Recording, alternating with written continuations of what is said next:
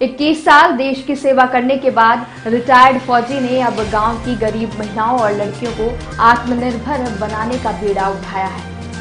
उन्होंने गांव में निःशुल्क सिलाई सेंटर खोला है, जिसमें अब उनको प्रशिक्षण दे रहे हैं। अभी सब आने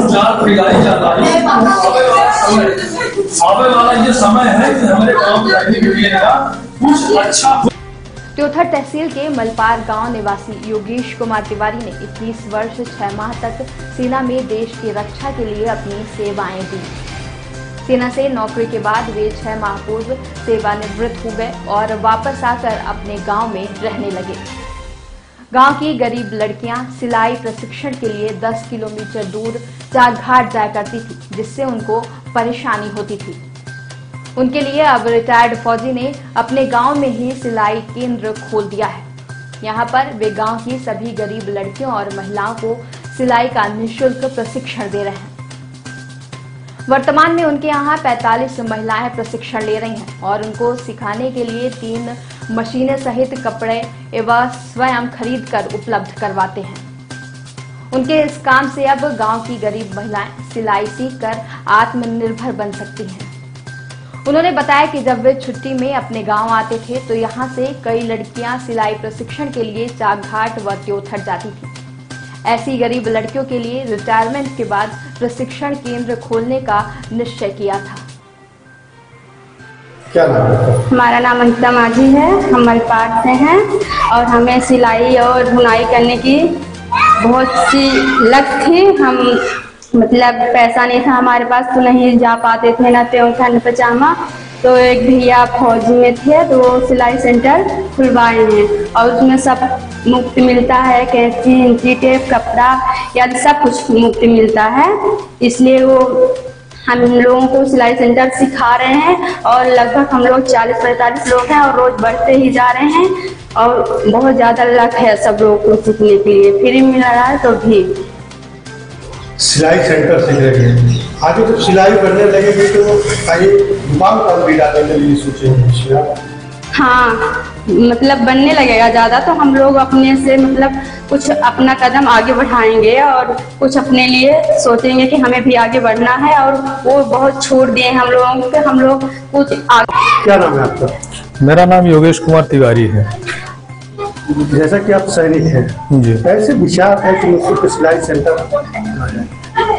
देखो राजन भाई, जब मैं सर्विस करता था और छुट्टी जब भी आता था तो एक चीज़ का हमेशा मुझे आभास होता था कि हमारा गांव जो है त्योथर करीब लगभग 5-6 किलोमीटर पड़ता है।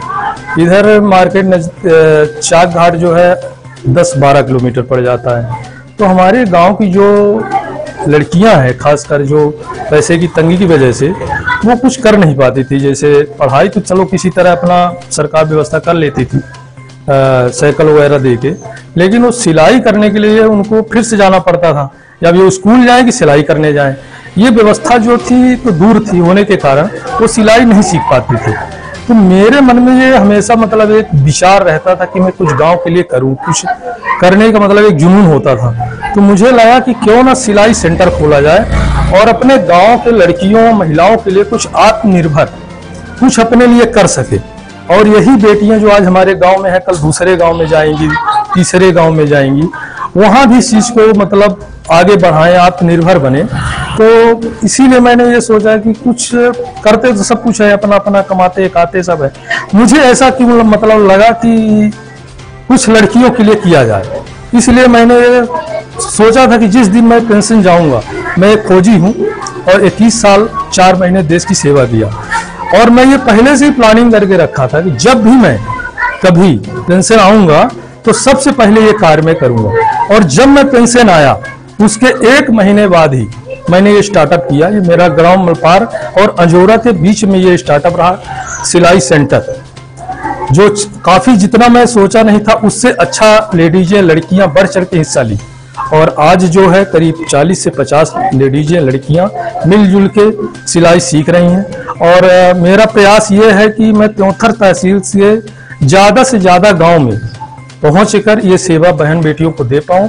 अगला प्रोग्राम मेरा जुलाई 1 तारीख से अंजोरा में खुल जाएगा तो मैं अंजोरा के लड़कियों किसी प्रकार का शुल्क नहीं दे जाता? नहीं, मैं शुल्क किसी से नहीं लेता।